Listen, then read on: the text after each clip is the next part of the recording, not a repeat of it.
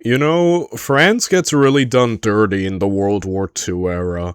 Uh, as we know, they get taken out super quick by Hitler, and basically kind of get rendered into a joke that, like, even nowadays, you'll see plenty of memes about the French and France, and usually the biggest meme is that they surrender really quickly. Like, again, like, man, World War II really destroyed France's entire aura. They have not recovered from it yet.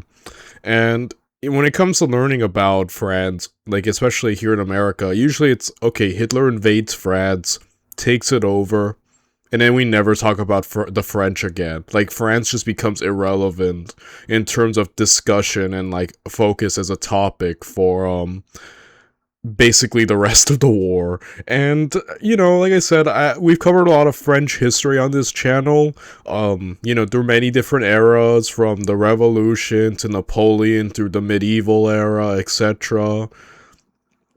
And obviously France has the it is a, you know, a country that I'm really fascinated in, and probably one of my biggest obsessions when I first kind of got into history as a teenager. So I definitely finally am happy to be looking at this video from a YouTuber known as the Armchair Historian.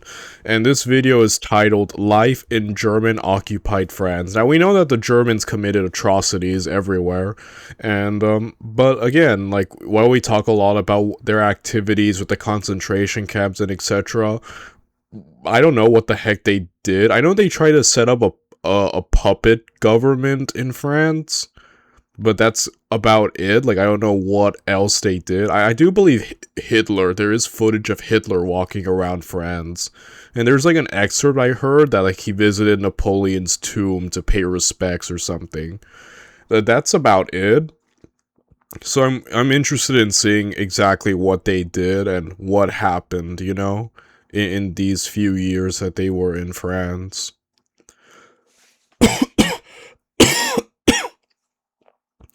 Yeah, I'm still recovering. My sore throat has been bugging me all week. But, I feel good enough to at least make videos again. So, if you want to watch the original video by the Armchair Historian, the link to his video is down in the description down below. It is the first link that you will find. And if you want to help support my channel in any way, shape, or form, feel free to like, comment, and subscribe. It would really help my small but humble channel grow, and I would appreciate it very much. Now, with that said, and now without any further ado, let's get to it, shall we? Let us watch Life in German-Occupied France by the Armchair Historian.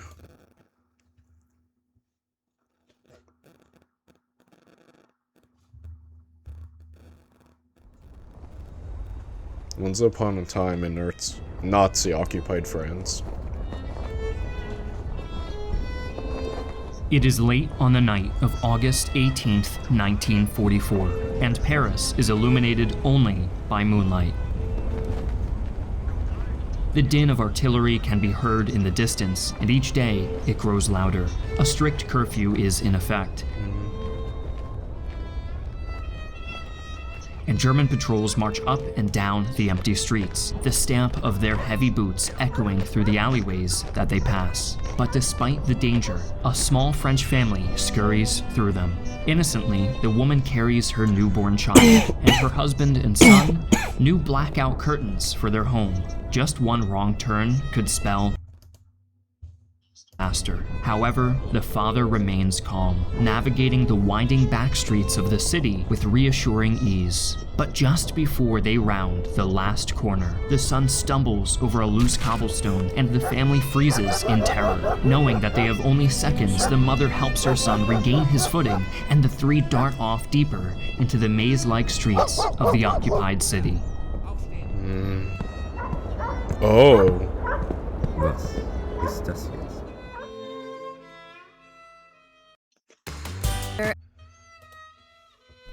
Hi, I'm Griffin Johnson, the Armchair Historian. In today's video, we'll be exploring what life was like for the citizens of France after their country's capitulation in the Second World War. Our focus will be on their day-to-day hardships under the heel of a regime that viewed the nation as little more than a convenient source of labor and resources for their war machine. Before we begin, I'd like to Following the French surrender on June 22nd, the country was split in two. In the north, the German-occupied zone, and in the south, a new puppet regime under French Marshal Philippe Pétain, created because the Germans essentially lacked both the time and energy to govern all of France by themselves. Oh, wow. Okay. So they mainly... Okay, that's really interesting. Okay, Vichy France was named after the new government being based in the city of that time. The Italians who had assisted Hitler's conquest were also granted a small occupied zone of their own in the form of a participation award.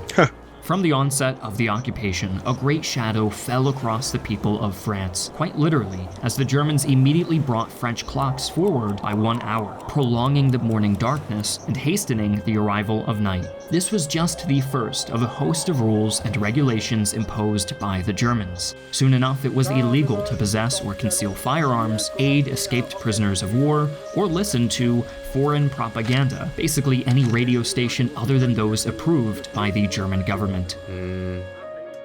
Most impactful to the immediate aftermath of the invasion. Okay, so the French government was expected to pay all German costs associated with the occupation. Oh, wow. Which amounted to around 40 million. Dang, dude. Wow, that's wild. We're gonna occupy you and we're gonna make you pay for it, bro. Yeah, this is kind of going about how I would imagine it. You know, the basically Nazis like ruling and like keeping a tight leash on France to make sure nothing happens. And just using it for resources or whatever, so sounds about right. Kind of what I would expect. Was the clause against showing hostility to the occupiers, which essentially just gave them free rein to do whatever they wanted. Paris was rapidly swarmed by thousands of German soldiers on leave, and many of its famous hotels were taken over as the headquarters of various Reich military and political organizations.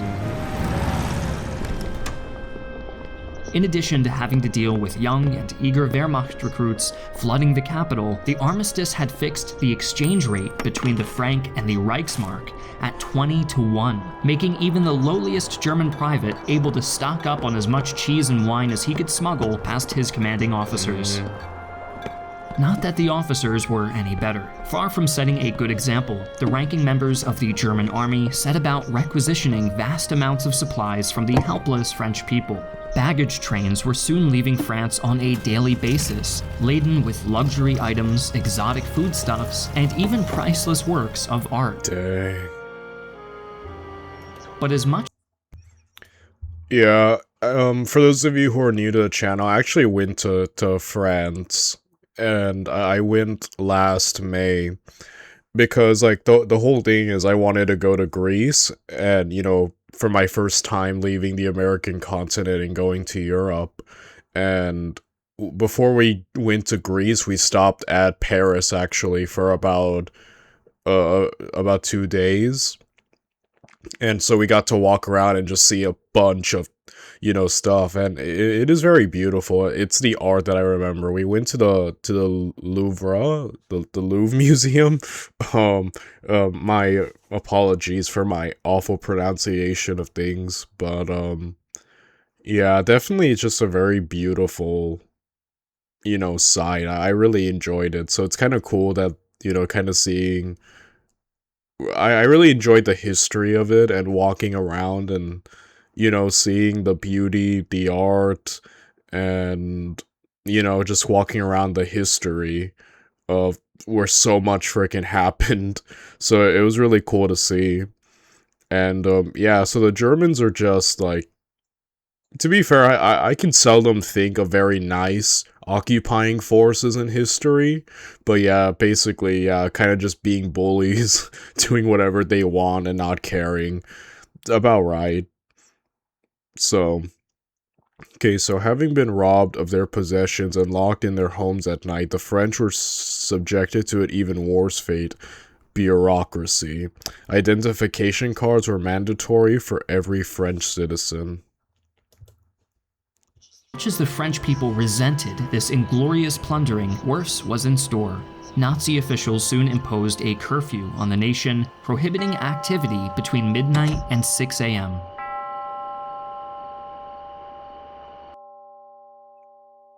This curfew would be used like a baton to beat the populace into submission, and was pushed forward multiple times in response to acts of civil disobedience. However, while this treatment was humiliating, even more changes were on the horizon. As the Second World War progressed and the Nazi supply situation deteriorated, greater and greater material pressure was exerted on its occupied territories. The flow of luxury goods out of France was soon replaced by an even greater flow of essentials such as wax, metal, textiles, leather, and a vast array of other products. This led to the issuing of yet another dreaded piece of paperwork, the ration card. Rationing in France started off strict and only got stricter as the war progressed. As early as 1941, daily caloric intake by adults had fallen from 2,400 calories to between 1,200 and 1,500. By comparison, German citizens in 1941 were consuming a healthy 2,000 calories a day. With harsh rationing came the inevitable rise of the black market, where disgruntled Frenchmen were happy to sell their hoarded goods to their fellow countrymen at exorbitant prices. Farmers faced stiff fines or imprisonment if they were caught, but this was little deterrent when their goods could easily fetch 30 times the official price on the black market, resulting in the creation of informal barter systems. Okay, so urban streets typically suffered worse shortages of food, but still had access to manufactured goods. Villages were the opposite. Between cities and rural villages in an attempt to ease the pressure of the occupation. Thanks to arrangements like these, the French people were able to endure the hardships of the occupation, but still, many citizens were now refugees, displaced by the invasion and subsequent division of France. With nearly 2 million French soldiers held captive, many communities became ghost towns. Even Paris was affected, with its pre-war population of 3 million falling to around 800,000 by the time of the occupation. Holy crap. Dang, dude, that's crazy. Many families also remained separated by a vindictive clause in the armistice, which stated that Germany was under no obligation to release any of the prisoners of war taken during the invasion. These men were now hostages, and the French people were expected to work for their release. And as more able-bodied Germans were drafted into the military, the access need for foreign labor grew. Yeah, I always kind of had heard that, like, the Nazis and, like, Hitler needed resources, so they just kind of, like, a lot of the territory or land they took was kind of meant, you know, for the constant war effort. And there's obviously the slave labor of the concentration camps and, you know, all that. So it does make sense that France would exactly kind of be in the exact same situation as other places that the Nazis took over for manpower, for resources. So that, you know, yeah, it makes sense that the France would not be the exception to that rule. Many unconvincing propaganda posters depicting happy French laborers working in German factories had existed since the start of the occupation, but when these drew little interest, drastic measures were implemented.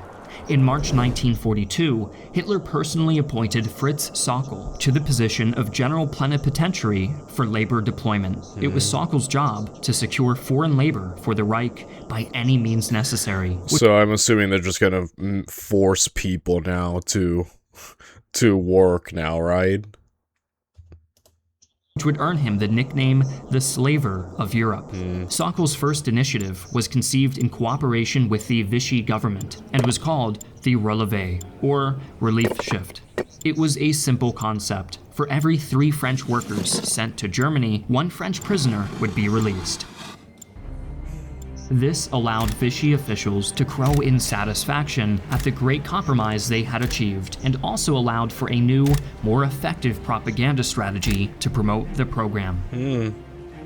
Working abroad in Germany was now an act of utmost patriotism. Okay, that actually kind of is so insidious, but clever. They have all of these hostages, millions, so you work for us, and eventually you can just get them all free. Your family, your friends. Wow, that is so insidious. Literally, like, yeah, human bargaining chips, right? But I could see how that would be super effective and really want to make people go, wow, dude, it's insidious. And it's beyond messed up. But it's very cunning. Selfless sacrifice to help reunite brave soldiers with their families. But although the Relevé brought in around 250,000 volunteers by the end of 1942, this was still far below the quota. In February of 1943, Sokol pressured Vichy France into endorsing the Compulsory Work Service, or STO. This required all healthy males between 18 and 50. Okay, in 1942, the Vichy zone was occupied by German forces in response to the Allied invasion of North Africa, but the Vichy government itself continued to exist in some capacity. And all single females between 21 and 35 to be subject to do any work the government deemed necessary. No matter how the Vichy government chose to spin this new scheme, there was no hiding its true nature as a slave labor program. The introduction of the STO was arguably the breaking point for the French people. They had stoically endured starvation, displacement, and injustice, but this was too much.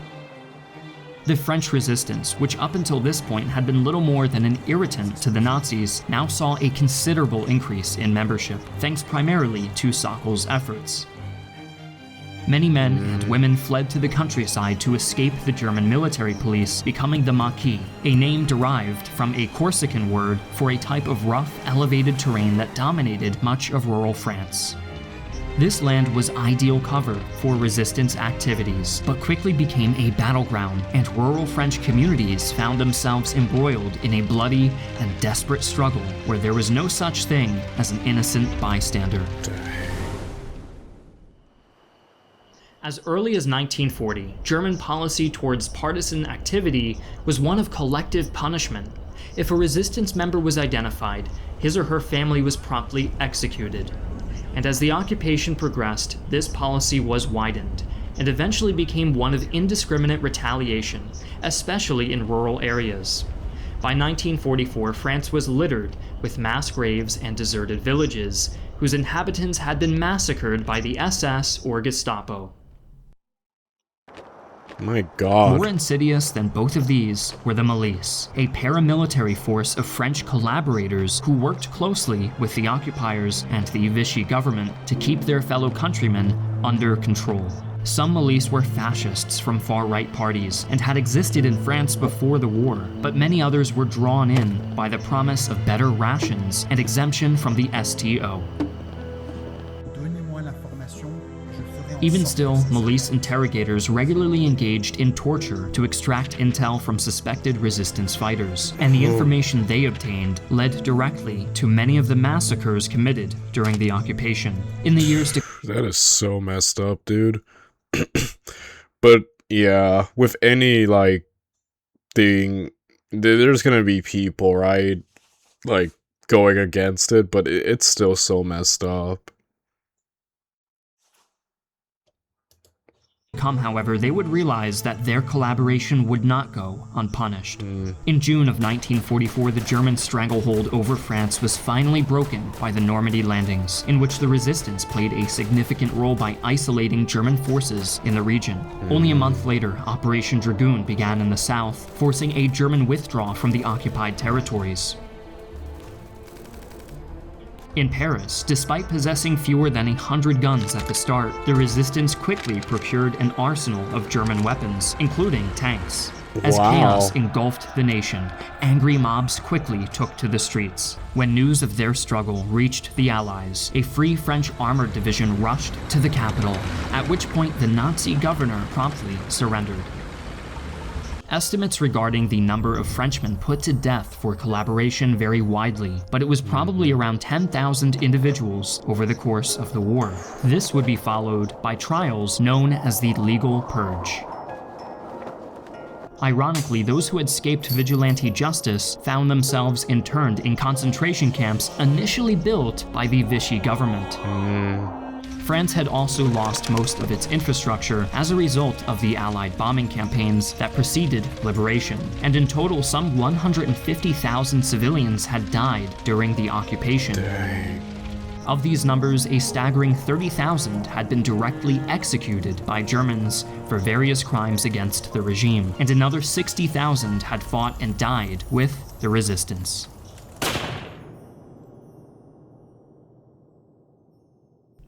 Throughout the brutality and hardships of the occupation, the spirit of the French people remained unbroken. While a few sought to escape hardship by ingratiating themselves with their new masters, most Frenchmen were thoroughly united in opposition to Nazi rule. Within a few decades, France would once again be one of the leading nations in Europe, with a strong economy and a founding position in NATO. But one needs only to take a walk through the ruins of villages like Oradour-sur-Glane to see the dreadful price France paid for its freedom. Before we conclude, I'd like to remind you. Alright, so that's the end of the video, and I just really want to say that I'm really happy to see this, because like I said before, France basically becomes a non-topic. Like, usually when people go through the history of World War II, you know, we talk about, yeah, the French are taken out, and that's it. That's basically it. We don't talk anymore about the French. So it's really cool to get an inside look into what was going on. And yeah, the Nazis sucked. Understatement of the century, I know. But yeah, they sucked everywhere. And they were just, you know, an awful occupying force that brought ruin and definitely a lot of suffering. So definitely happy that, you know, for the most part the French could rally back and get some payback at the end there, which is well deserved, you know. And overall, yeah, I'm just really happy to finally get insight into something that doesn't get much talked about in, you know, videos and in classes and whatnot. So overall, great video. I really loved it. And I'll see you guys tomorrow when we do something else. Bye, everyone.